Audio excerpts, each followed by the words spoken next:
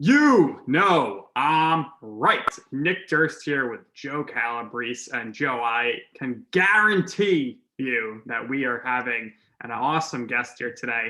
We have the award-winning Best College Radio Sportscaster in 1999 by Michigan Association of Broadcasters. I'm so pumped up, Joe. I know you have those Michigan roots, and you're excited for this one. I have those Michigan roots. It's going to be a lot of fun doing this.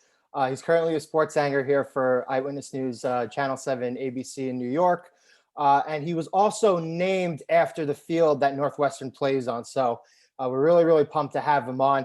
Mr. Ryan Field. Ryan, welcome to the show. How you doing today? Guys, that was one hell of an intro. First of all, we're never supposed to mention the year in which I won the college radio broadcaster of the year. Now it's a dead giveaway how old I am. Come on, guys. Ryan, you look young, man. You look great for your age. Unbelievable. What are you like, 24 years old? Ryan looks young. Yeah, dude, I'll tell you what, when I go back to campus and, you're making conversation with people and we'll be, you'll be talking and they'll be like, hey, when did you graduate? And I'll say 99. And they'll say, no, not high school, college. I'm like, yeah, that was college. Thank you for that. So, yeah, it's and speaking of college, yeah, dude, Northwestern, Ryan Field, I like to say it's the finest stadium in all the land. I don't think there's any doubt about that. Yeah, awesome place. And, Michigan up there, you went to an awesome school, sports program, tremendous. How much of like a royalty type of figure is Tom Izzo these days? Oh, dude! I mean, he could run for not only mayor of East Lansing, but run for governor and probably win in a landslide. Maybe not a landslide because I'm sure there's a lot of Michigan fans who would vote for whoever's running against him. But yeah, I mean, it's funny because my freshman year, now that we've already established how old I am, my freshman year, 1995, was the first year not only of Tom Izzo as head basketball coach, but of Nick Saban as head football coach at Michigan State. So it was kind of like a changing of the guard that fall of 1995, which happened to coincide with my freshman year. And Saban was there for 5 years, and Izzo's been there ever since. So kind of a interesting time in the history of Michigan State athletics. Well, Michigan State athletics has done a pretty good job. I mean, D'Antonio, I think, has done a really sensational job with the program, continuing to put NFL talent through. I would be remiss if I didn't talk about this. I dated a girl from Michigan, long distance for 3 years. I have to mention this. She's from Grand Rapids, but her whole family, huge diehard Michigan State fans. I know you're a native of Troy. We're going to get to you working at a couple stops there in Michigan, Lansing and Detroit. So we'll get to that eventually. But I just kind of had to mention this. So over here in this local New York area, Nick and I are from Staten Island. I consider myself the de facto Michigan expert. but it's also nice that I finally have somebody who I can turn over the reins to and who probably knows more about the state than I do. Well, first off, I'm assuming she's ex-girlfriend, the way you said it was past tense. We still talk. We have a great mutual bond. Yeah. I gotcha. Well, her and her family clearly have good taste in that they're Michigan State fans. And you being a New York kid, I try to explain it to folks here because college sports isn't as big of a deal in New York as it is in Michigan. Right. And when you're growing up, I mean, you have to pick a side. You're either green or you're blue. And I try to explain that to folks here. It's kind of like being either a Mets or a Yankees fan or a Giants or a Jets fan. Like, you pick your side as a kid. And in Michigan, college sports is a huge deal when you're talking about the football teams, the basketball teams, and that rivalry is talked about year round, not only at the water coolers, but on sports talk radio. I mean, it occupies a good portion of the conversations year round, and rightfully so, when you have two Big Ten schools going head to head for recruits and everything else. So it's very interesting growing up there. And then now living in Manhattan, where college sports are, I don't want to say a blip on the radar, but, outside of some college hoops and Rutgers getting in the occasional big win in football, which very occasionally, you really don't get it talked about much, which is very interesting for me compared to how I grew up. Yeah. Watch out for Rutgers. Joe and I have been saying it for a year now. Shiano's going to have this team, top 25 team for many years to come. Yeah. And that should be exciting for the area here. Yeah, let's hope so. It'd be great for the Big Ten too. There's no doubt about that. Absolutely. So obviously you went to Michigan State. When did you decide that you wanted to pursue a career path in broadcasting, and ultimately why did you decide to go to the school you did? So when I was in high school, I realized at that point I wasn't good enough to play sports for any of my high school teams. So I had to be involved in sports in other ways. So my 4 years in high school, I was the sports editor of the school paper. And I thought about getting a varsity jacket where instead of saying, football captain or something on the back, it would say sports editor. Opted against that in fear of what sort of how many times I would be made fun of for that. But basically fell in love with journalism in high school, went to Michigan State for their journalism program. They have a wonderful communication/journalism program. They have an on-campus radio station, an on-campus television station. I mingled in both. And despite people telling me I have the face for radio, I went ahead and got into television. And yeah, I was my senior year of college. I was the weekend sports anchor at the Fox affiliate in Lansing, who hired me right out of my internship. So it was kind of crazy because I was taking broadcasting classes at the time. And my professor would say, "Hey, I saw your show last night. Great job." So it was kind of backwards how I got such an early start in my career. But yeah, I was 20 years old at the time. Wow. And I've been going strong ever since. So this is my 23rd year in the business, which is kind of crazy to say. But it's been a hell of a ride, boys. No doubt about that. Yeah, there's a really super competitive thing there going on with Michigan and Michigan State. I mean, we could talk about basketball, we could talk about football, we could talk about hockey, but Michigan's got a pretty good communications and journalism program too. Some notable alums include Adam Schefter, Rich Eisen, Staten Island native. Nick and I love that. Yes, sir. Was there any competition there? Did you get into Michigan? Was it a choice between the two schools, or were you always locked in on Michigan? I basically.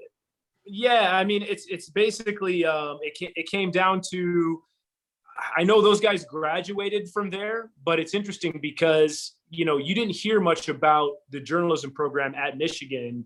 It was more if you were going to be a lawyer or an engineer, that type of field, you would go to Michigan. Where if you were getting into communications or advertising, journalism, Michigan State was considered the better school in that regard. Now, that's not to diminish the alums that have come out of Michigan, like you mentioned, is with Schefter and Rich Eisen, and they've definitely had some good people go through there.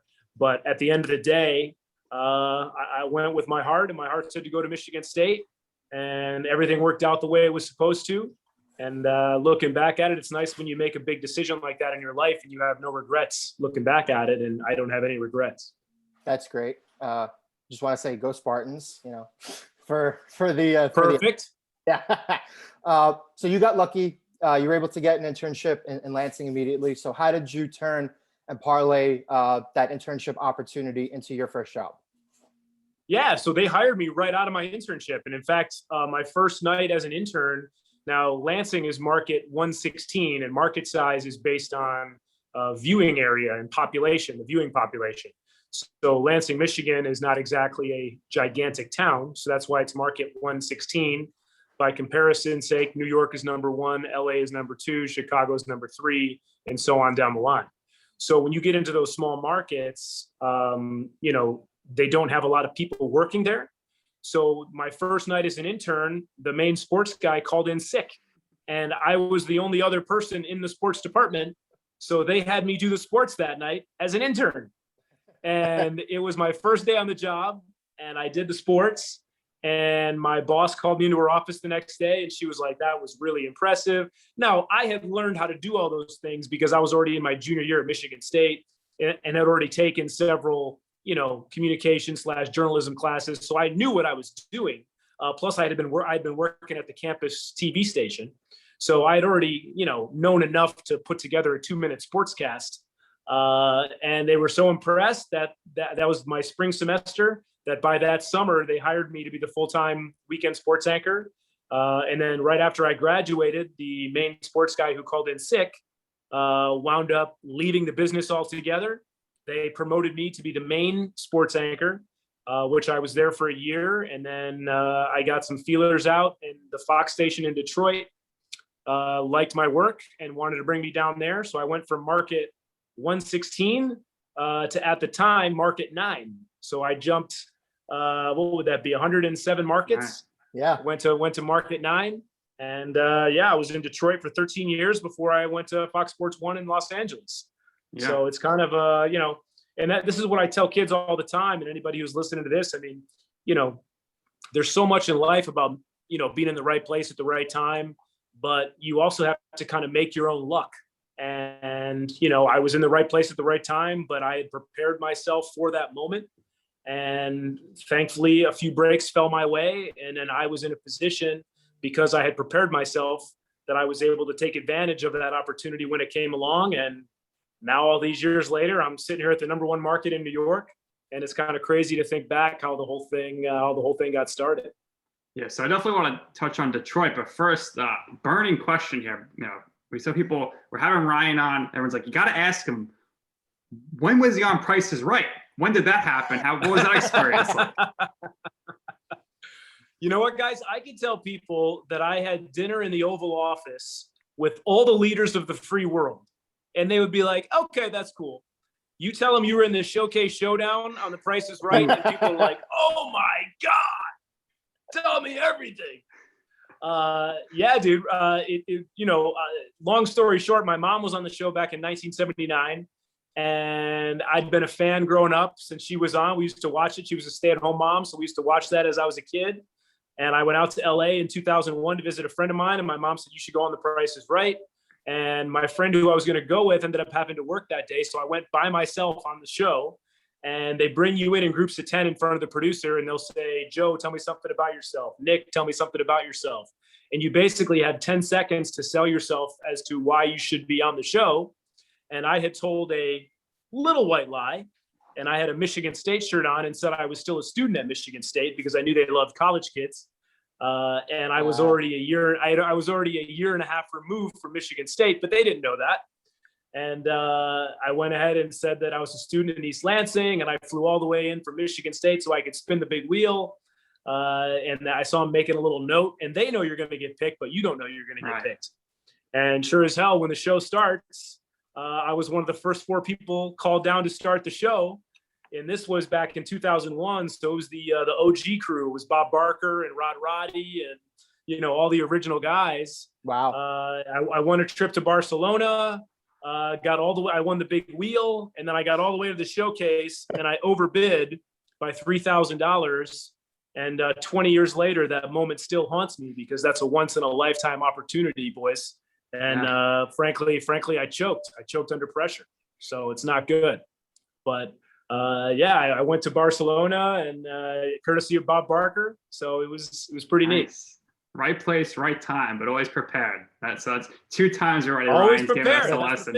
So he's ready to go. Except for when it comes to bidding on the Showcase Showdown, I was not prepared for that. Always have. Do you remember what you were bidding on that you overbid? Yeah, so it was now keep in mind, this is 2001. Right. I'm not sure you guys were even born yet. We were. It was a camcorder. It was a camcorder. Okay. A picnic basket with some china, some fine china in it, and a Dodge Ram full-size pickup truck. But here's where they got me watching back. It was only a 4x2 pickup truck and not a 4x4. So if you know anything about cars, if you have a 4x2 truck, that brings the value down several $1,000s if it's not a 4x4. So they got me on a technicality. So I thought I was actually under when I was bidding, and I was actually over because I did not hear Rod Roddy say it was a 4x2. Now you have to keep in mind, I've got Bob Barker standing 5 feet to my left, staring at me. I've got models in bikinis staring at me. I've got 300 people in the audience staring at me.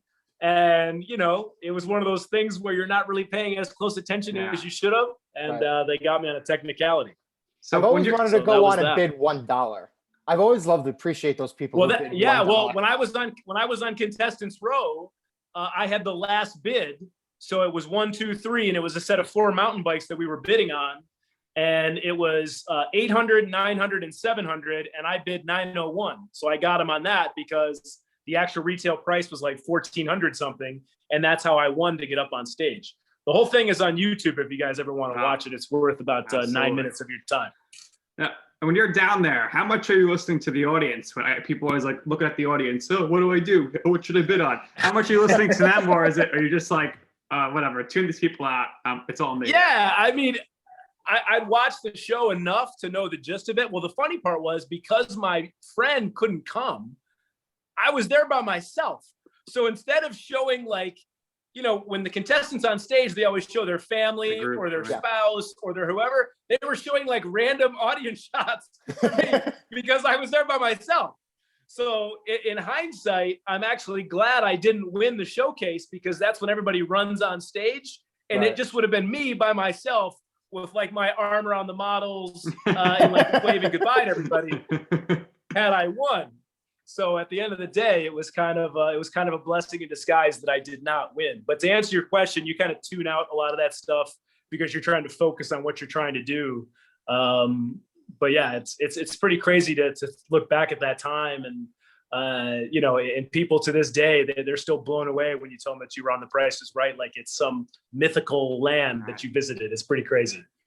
So back to your career here, you're in Detroit now. How much easier was it for you to do your job when you have the iconic Red Wings on an amazing run? The 2004 Pistons, one of the greatest teams, I say teams of all time because we don't have teams like that anymore.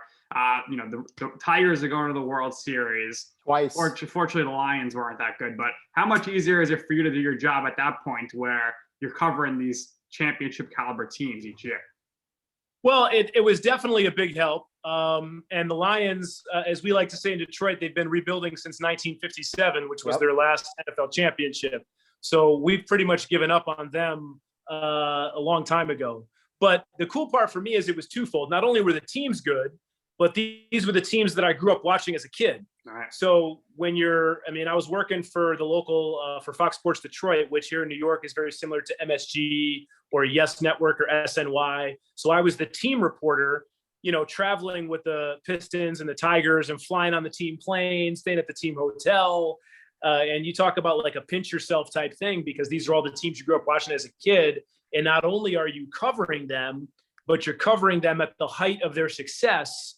And the city is on fire because the teams are so good and you're right in the thick of it.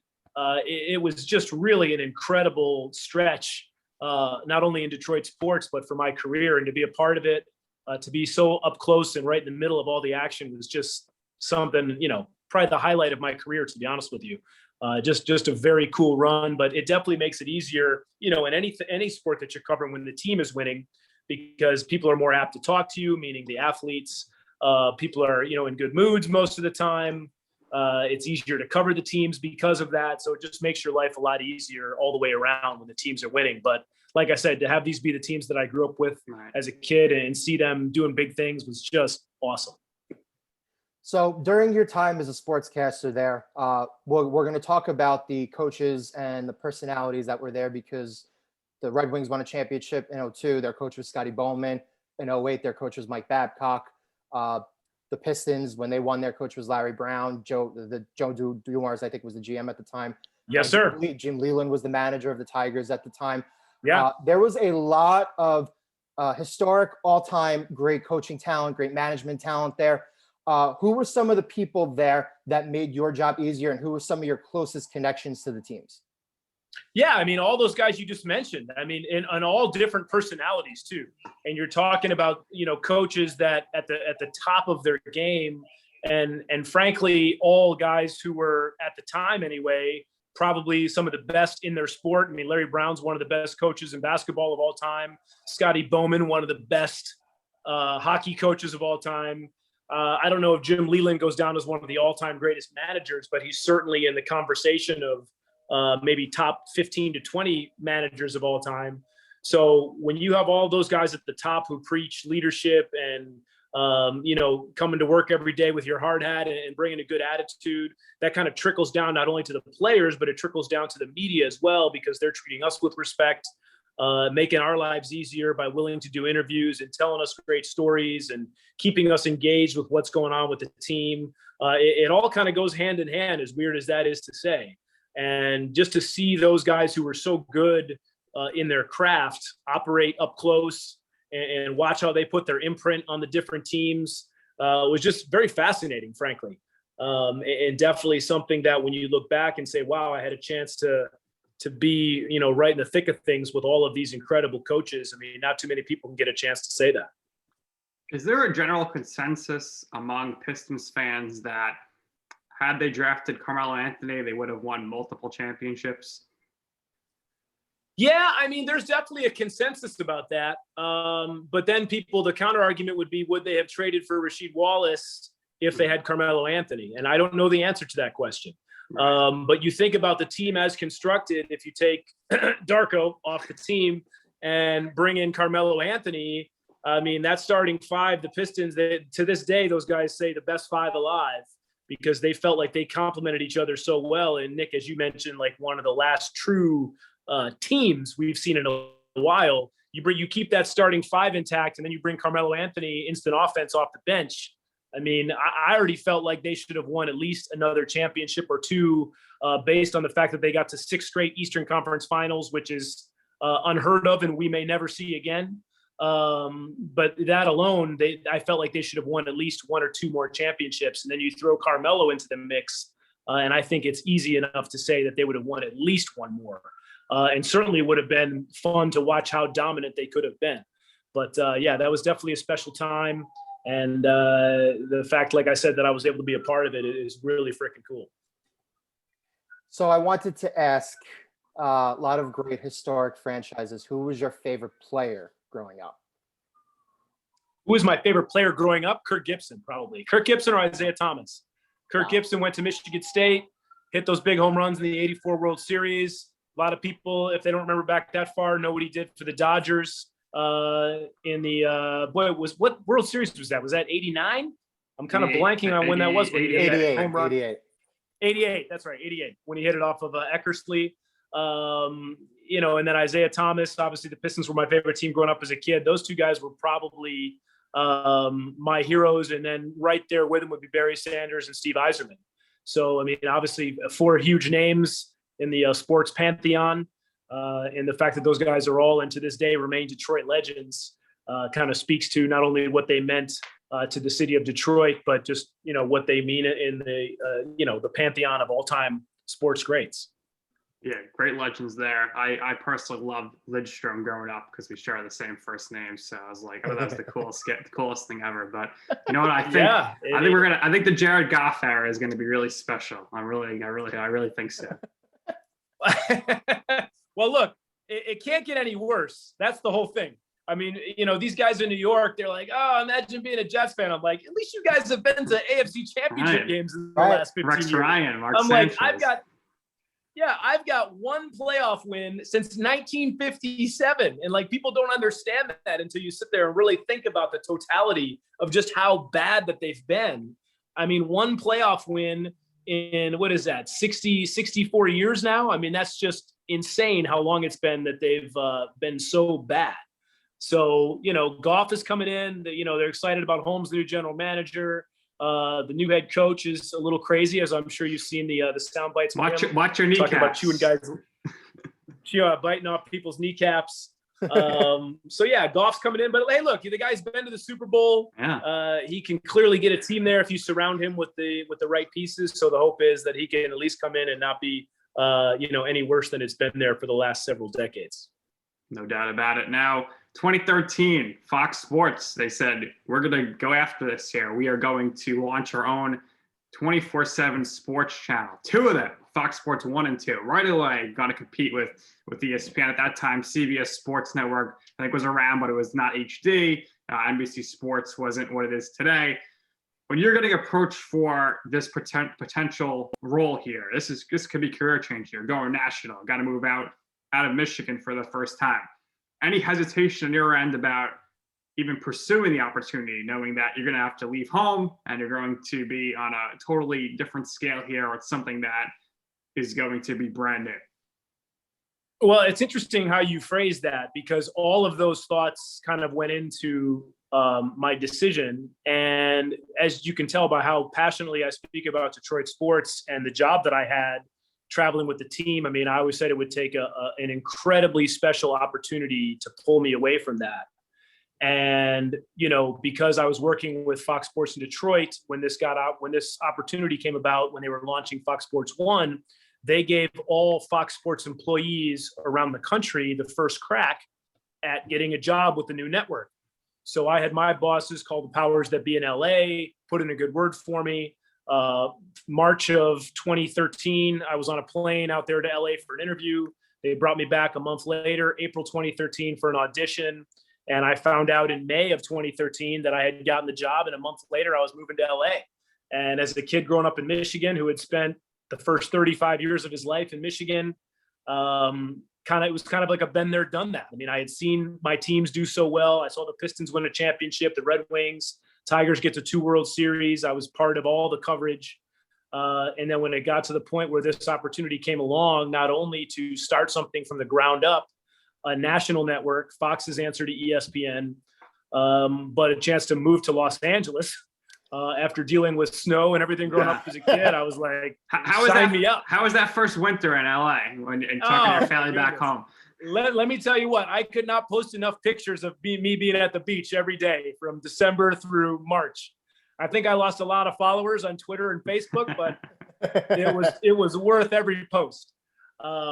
It's, you don't realize how the California dreaming and the whole vibe of Southern California, you can't really fully appreciate it until you're living it every day, day in and day out. And, 300 days of sunshine a year and palm trees and beautiful women. And I mean, it's just, everything that you would think it to be is what it is. And it, to be out there for 3.5 years and to live it firsthand and to help launch that network, was just what a special time in my life and in my career. And, once you get that little taste of network level, it's something that you always strive to get back to. And maybe one day my time will come again. But looking back at it again, no regrets. And, I'm happy to see the network flourishing now. Granted, it's in a much different format, because we didn't have the talking head shows back when I was there. And now it's all debate shows with Colin and Skip and Shannon and First Things First, right on down the line. So the network had kind of taken a different path in terms of what they wanted it to be. And that's part of the reason why my show, Fox Sports Live, got canceled. And when it came time to renew my contract, they didn't want to lose me, but they said, look, we just don't have enough for you to do to pay you what you need to make. And it just came down to a matter of there just wasn't enough opportunity there for me. So when it came down to it, my agent and I were looking around while I was still living in California. And, thankfully this opportunity came along at ABC in New York, #1 local station in the country, #1 market. I was able to thankfully get the position, and I've been here for 4.5 years now. It's kind of crazy to think how fast time has gone, but again, everything works out the way it's supposed to, and I feel like I'm where I'm supposed to be, and it's been a hell of a ride. So obviously, big change. You go from Detroit to national, and then you're going to the biggest market in New York. Was it challenging for you at all to come to New York, and you really have to immerse yourself in the New York sports team? So what was that process like for you? Is it tougher for you at that point to keep up with your Detroit teams on a daily basis, or was it not really too difficult to transition to being immersed in the New York market? Yeah, a couple things to that. Well, when I was traveling so much for 10 years with the Tigers and Pistons, I mean, we spent so many days and nights in New York, because the Pistons playing the Knicks and the Nets, the Tigers coming in for a series against the Yankees, interleague against the Mets. So I had spent a good 2-3 dozen days here in the city, to the point where I kind of got enough of the vibe and being on the road and being around the fans. These, what we call, not the Rust Belt per se, but, you talk about Chicago and Detroit and Pittsburgh and Philadelphia, Boston, New York. All of those cities that are kind of on that geographical line, all amazing sports towns, all very passionate about their teams. The only difference between New York and all the other cities is that there's just a lot more teams here. and the fan bases are divided because you have at least one team in every sport. Hockey, you have three if you count the Devils. So that part was a little interesting, kind of getting the lay of the land in terms of the fan base and what they care more about and which team has more fans. But I think also working at Fox in LA at the national level, the New York teams are always in the national spotlight, right? So I felt like we were always talking about the New York teams, even though I was working at the national level, because they're the New York teams. So when I came here in the fall of 2016, it didn't feel like as big of a transition because I'd been talking about these teams for the last 3.5 years. So it was just a matter of, like I said, just kind of getting the lay of the land, figuring out which fan bases are more important. Both of my producers are diehard Mets fans, but many people in the office are diehard Yankee fans. And just that dynamic, it goes back to the whole Michigan State thing, right, where you have to pick a side. It was just very interesting to me how on the professional side that these fan bases are divided. But, you know, like anything else, you kind of get used to it. You get your feet wet. And I try to give all the teams equal coverage. Trust me, I hear about it on Facebook and Twitter and Instagram. I was gonna say, have you ever experienced anything previously quite like Jets fans on Twitter? I mean, they're just a different animal. They're a different animal. Yeah, and it's like, you know, there was a time last summer where the Yankees had won, I think, like 6 or 7 in a row. So they were our lead story every night. And some guy DM'd me on Twitter and he said, "Hey, bro, look, you're in New York. Clearly you're a Yankees fan," which I'm not. But he had implied that because we were leading with the Yankees every night. And he said, "Look, either get your beat together or F off," is what he said in the DM. So, you know, it was one of those welcome to New York moments, right? But that's just how it is. And, you know, people are very passionate. It's no different than Detroit. It's no different than Chicago or Philadelphia. There's just more teams to cover, and the fan bases are divided. So, you know, we try to mix it up. We'll lead with the Mets some nights. We'll lead with the Yankees some nights. We'll lead with the Knicks some nights. We'll lead with the Nets. Very rarely we lead with hockey when it's a big night. So you try to give each team equal play, because trust me, the people that are out there are watching and paying attention, and they'll think you're being biased one way or the other if you're not playing it right down the middle. All right, Ryan, this is a very important question here. We ask all of our guests this. So you moved to New York.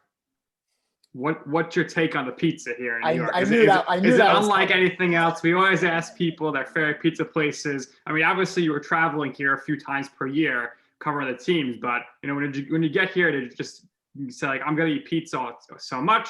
You know, you're a great guy, in shape. You seem like you work out a lot, so maybe you laid off the carbs. But I want to hear that process here in 2016 when you came to New York and were exposed to all this great food. Well, first off, Nick, thank you for noticing. I do try to work out, so I appreciate that vote of confidence. I think you guys will be disappointed to hear this. For the Oscars last night, I ordered Detroit style pizza, which, as you know, is becoming very much the craze, not only in New York, but kind of around the country. And this is all the pizza that I grew up with as a kid. And for those people listening that don't know what it is, it's a square style, not as thick as Chicago style pizza, but a little bit thinner, and the sauce is on top with the toppings and the cheese is underneath. So it's kind of a backwards way of doing pizza. And one of the franchises here is called Jets, which I grew up with in Detroit, that they opened up a location here about 1.5 years ago. And I've been eating this pizza since I was in 9th grade. So who would have thought that this Detroit style pizza would come into New York, which has, to answer your question, some of the best pizza in the world. I still love a good New York slice. You know, my second day here in New York, I went right to the pizza shop, got a Meat Lovers, gigantic slice of pizza, took a picture, posted it on Twitter, you know, had to do the whole thing. So as my buddies here in New York say, you always have room for a slice. And that's 1000% true. No matter how full you are, you always have room for a slice. But this Detroit style pizza, there's now several places in New York that sell Detroit style pizza. And I've actually hooked a lot of my New York friends on Detroit style. So it just goes to show you that, you know, there's always room in town for a little competition and something that's a little different. So sometimes I'm in the mood for Detroit pizza. Sometimes I'm in the mood for New York pizza, but you can never go wrong either way with either choice, because at the end of the day, it's pizza. Right. I think I got to try this Detroit style pizza. I'm guessing Joe, who has mentioned I've never had it. he's been to Michigan, Yeah. he's never had it.